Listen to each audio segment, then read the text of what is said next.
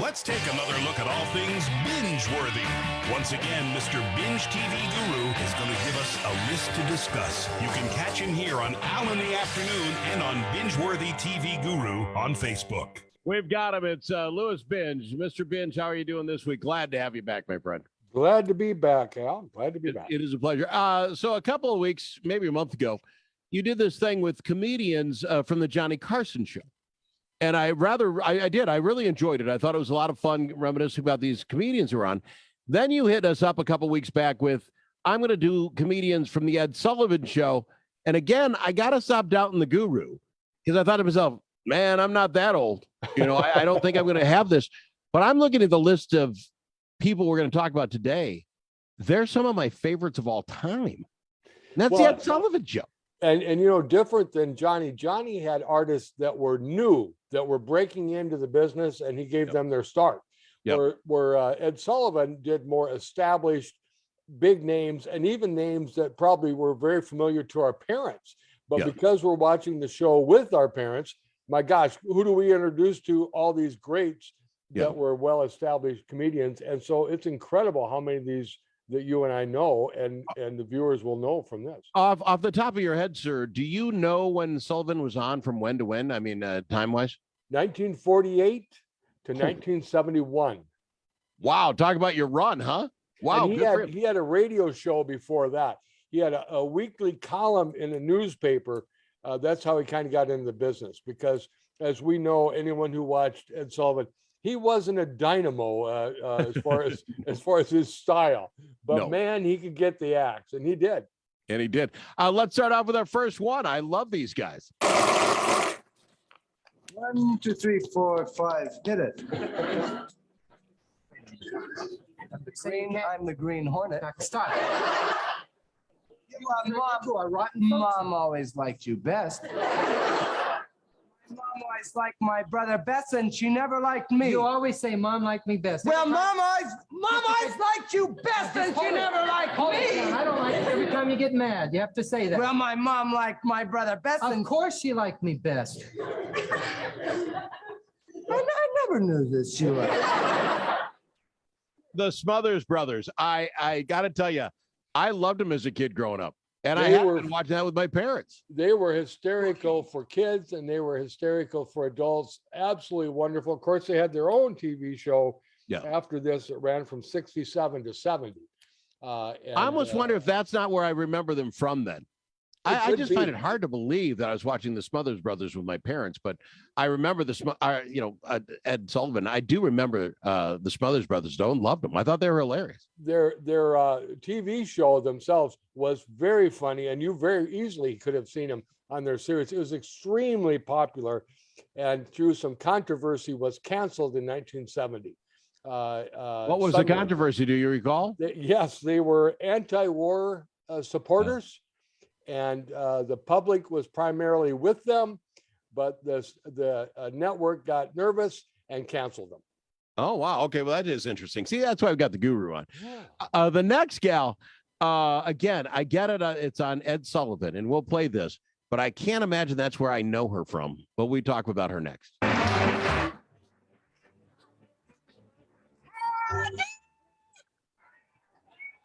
so proud to be here.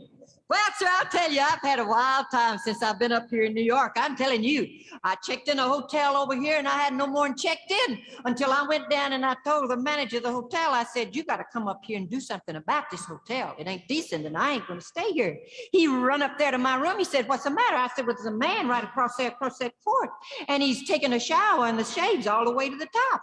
And he looked over and he said, well, I see a room with a shade to the top, but I don't see a man taking a shower. I said, you get up on that chest of drawers and look. Minnie Pearl. I gotta think it was Hee Haw. I presume. She was so funny, and in her time, she was just fantastic. She was fantastic, and she was on Ed Sullivan a bunch of times. But she is better probably known for her appearances on Hee Haw, and of course, she wore a straw hat that had a price tag on it of $1.98.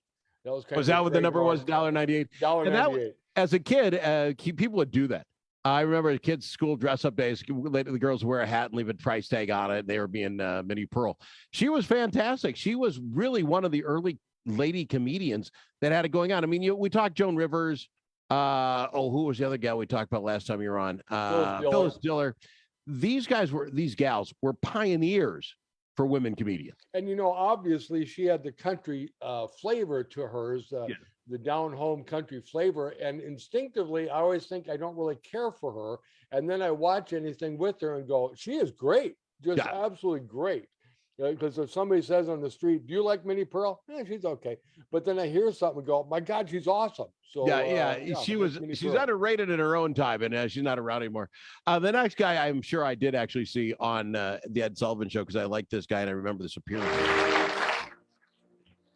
Thank you very much, ladies and gentlemen. I'm quite flattered to be here. And with all the celebrities on the show, I didn't think anyone would recognize me, but out in the hall, someone yelled, "Red Skelton's in the crowd." And they all turned around and looked at me. I was so embarrassed. I was sorry I yelled. But this show's in color tonight, and they tell me that I look like $1 million, green and wrinkled. For a long time, a lot of new shows are coming on the air in color. There's one this year that just came on called Run for Your Life. It's about the Emmy Awards. Red Skelton. I think he's funny. I like the idea of this bit that it was the first, he was one of the first ones on a color television. Ladies and gentlemen, that's the way it was back in the day. You bet. And he was awesome. His TV show ran from 1951 to 1971, and he'd appear on Ed Sullivan throughout even at the same time. He appeared on there.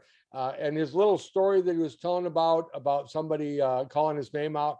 I read a short biography about him, and they said he would, when he was trying to break in the business, he would go into a hotel, ask the manager to page Red Skelton, just so his name would be announced, and so people would hear the name Red Skelton. Oh, I see. That's kind of a cool story. Then that makes a lot of sense. That's funny. And another story, real quick, that they told in that same article was that he received mail when he was the height of his popularity, mail, and several times mail came to him that said "Red," no address, anything. It got through the whole mail system to him. Yeah, Red.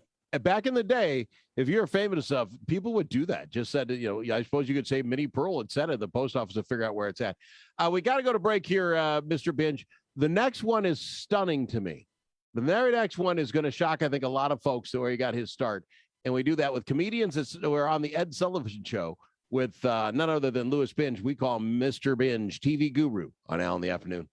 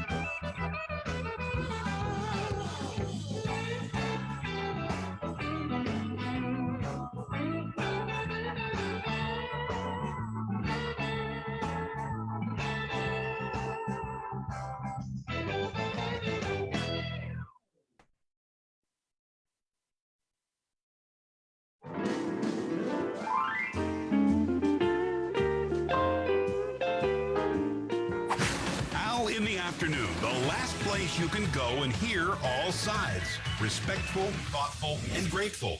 I've got Mr. Binge in. You can join him, Mr. Binge TV Guru, on the Facebook page. Lewis, this is going to shock, I think, a lot of folks. You know, everybody comes from somewhere. I get that. This guy's career was astronomical. Was he, quote unquote, a comedian to start? I don't even know that. I don't want to give away the name until we hear the He bit. started out as a musician, playing card tricks. Really?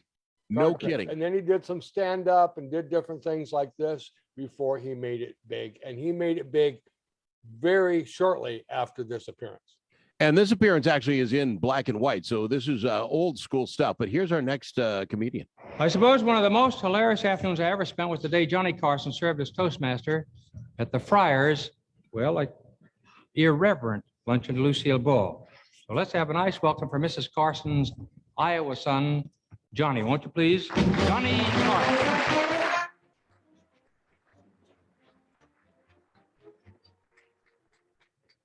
Thank you, Ed. Another thrilling introduction.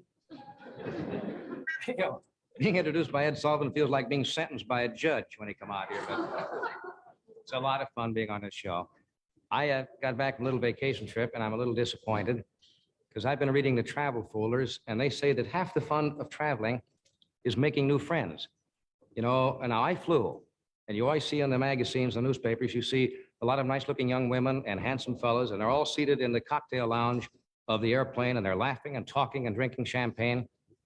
Now, the plane I was on, first of all, didn't have a lounge. And my seat partner was named Earl Schwartzfriger, who was not a good-looking young woman. But I was looking forward, you know, some stimulating conversation, exchanging new ideas with somebody you just met. So I kept a record of the entire conversation we had during this flight between Los Angeles and New York. Mr. Schwartzfriger's from Boston. He's an extruded copper brass. We left Los Angeles at 9 o'clock in the morning. At 10:22, Mr. Schwartzfriger said, "Great day to fly." And I said, "Uh-huh." At 11:30, Mr. Schwartzfriger said, "I just can't believe we're traveling over 400 miles an hour." And I said, "Me neither." At 1:30, Mr. Schwartzfriger said, "Those Wright brothers really started something." And I said, "Sure beats walking." Maybe not the funniest Johnny Carson ever did there, Mr. Binge. I don't know if you just grabbed the first one, but Johnny Carson was literally on the Ed Sullivan show before he took over his own late night. That is just that's just crazy to me. He had some degree of fame before he took over the show, but not a big deal. And as you can tell from this, it reminds me a lot of his monologues when they fell flat. You know, it just wasn't as funny as others. Who would have guessed after watching this, this guy would probably be one of the biggest, if not the biggest late night talk show hosts in the history of television. I mean, oh, absolutely. And then you listen to Ed Sullivan. You made this remark earlier. Ed Sullivan was not a flashy guy. And that might be the worst introduction of all time. And let's say hello to Mrs. Carson's son. I've heard interviews with people that were on there that said he used the wrong name when he introduced them, you know, and here they're trying to get a big break on Ed Sullivan and you don't even use the right name. He was not good at this sort of thing, but he got a reputation for bringing on the power. And it worked. And the people he had on were funny. Now, that may not have been the greatest bit Johnny ever did, but he became Johnny Carson. And I can't think, as far as television icons, who's bigger? No. I mean, they're And currently, but I mean, year after year, who would be the guy? This appearance was 1961. Wow. And when did he take over the Tonight Show? Like 62 or 3 Yeah. or somewhere in that ballpark. I don't know exactly, but amazing to see him. And he is so young in this, so young. And this next one and our last one before we're going to have to go, Binge. Amazing to me that he was on the Ed Sullivan show, because I would not have thought him to be that old. But then again, I don't think I'm that old. So maybe I'm just, colored by my age. But here is our last one for the day. How's your breath? Right? I get crazy, because there's nothing worse than walking up to a lady saying, "Hi." No. And then right away you want to do something. You try to check yourselves out. You can tell when guys are worried. You ever see a guy? Hi, Fred. How you doing? Guys try to be cool when they go. You ever see guys this?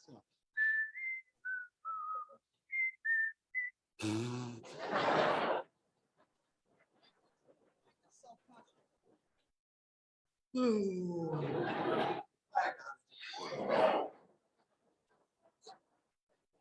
Right, and you try to get a drink, you go over and get a little snobs, because that straightens you out, right? Guys have snobs. Thank you, little snobs. Thank you, my dear. And they're very cool. I try it. Little snobs, please. Yeah. Thank you very much, my dear. Spill it all over my suit. Makes your clothes smell good. Smells good, right? And you get nervous. I get nervous when I see women.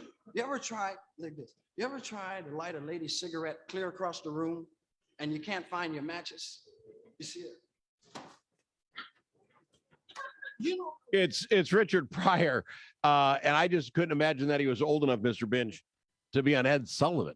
Well, he was big in the 70s, and this would have came out in 66. He already was a big star by 66, and he did some movies in the 60s too. But he was incredible, and he was, in my opinion, he's one of the early successes of people telling stories, not jokes. He told a good story, and it was very, very funny. I'm a big fan. See, and that's funny because back in the days, like some of the we already had Red Skeleton, Henny Youngman, some of the Roger Dangerfield were a pitter patter of joke after joke after joke instead of building to something. But then Minnie Pearl, the Joan Rivers, the Phyllis Dillers, they were ladies that were ahead of that. He's like be one of the first guys that caught on that storytelling was a better way of telling a joke than just knock knock. And his style was always very impressive. The most interesting thing to me to see him on Ed Sullivan is his later career couldn't have been shown anywhere on television with the subject matter. I mean, it was hard R, that's very true, Binge. He was, here he is talking about bad breath. And later on, most of the breaths he took were so foul you couldn't put him on air. It's a very good point, Vince. He changed as he grew up. That's a good point. Louis, it's just a fantastic category. I can't thank you enough for putting together. We've got at least another week or so to go with it. So I presume we'll get you back. Yes, and the first one we're starting out with tomorrow is one that I know is a personal favorite of yours. I moved him up on the list. I thought we might have time today, but we'll start it out next week. We can't do him justice if we do that, but it'll be fantastic next week to talk about one of my favorites. He actually is one of my all-time favorites. We'll talk about it. What we're doing is the Ed Sullivan Show. Comedians that were not just started there, we're actually very big, well-known people. And that comes out of the fact that we did the Johnny Carson thing a couple of weeks back. Louis, I don't know if you're a big sports nut or not, but I've been asking folks. I want to find out. You going to watch Super Bowl this weekend? It's on my list. Probably quite a ways down on my list, but it is on my list. Have you heard it's the Bengals and the Rams? Do you have any thought whatsoever on who you might like to win said contest? I would like to see the better team win. That is kind of what I would like to see. Team. All right, I'll put that down. That's not going to work out well. Think better team. I would think. Do you like to watch it anyway? I know you're not a big sports guy, but the commercials inside to find out what people are going to talk about the next day. I like the game and I like the commercials. I tape them. My wife just likes to watch the commercials. She'll wait till the next day and then skim through to watch the commercials. Do you care at all about the somewhat? It's kind of interesting to see what they come up with. The halftime entertainment. I used to, in days gone by, I would look forward to seeing that. I could not wait to see that. But in the last few years, I didn't even watch it because it was not of interest to me. The music isn't mine. I get it. Maybe it's a young man's game, but even the things that they're putting on television and showing gets to be just a little more than I care to. And I've got my small kids or nieces or nephews around. It isn't a thing for me. So I presume you're not having a big Super Bowl party at your place then. No, we will not be having that. Mom refuses to watch the halftime entertainment. So there you go. There you go. That's what you got. Louis, I love it. They can catch you now on Al in the Afternoon on our Facebook page, or they can go to yours, right? You back up and running, Mr. Binge? Absolutely. There's two pages up there. The one to use is the one that's Mr. Binge TV Guru Writer. Go to the writer page. That's the correct one, and everything's up there. They can see everything they want. Mr. Binge, love having you on. Thanks for doing it again, my friend. We'll see you next week. Fun as always. Look forward to it. Mr. Binge, TV Guru on Al in the Afternoon.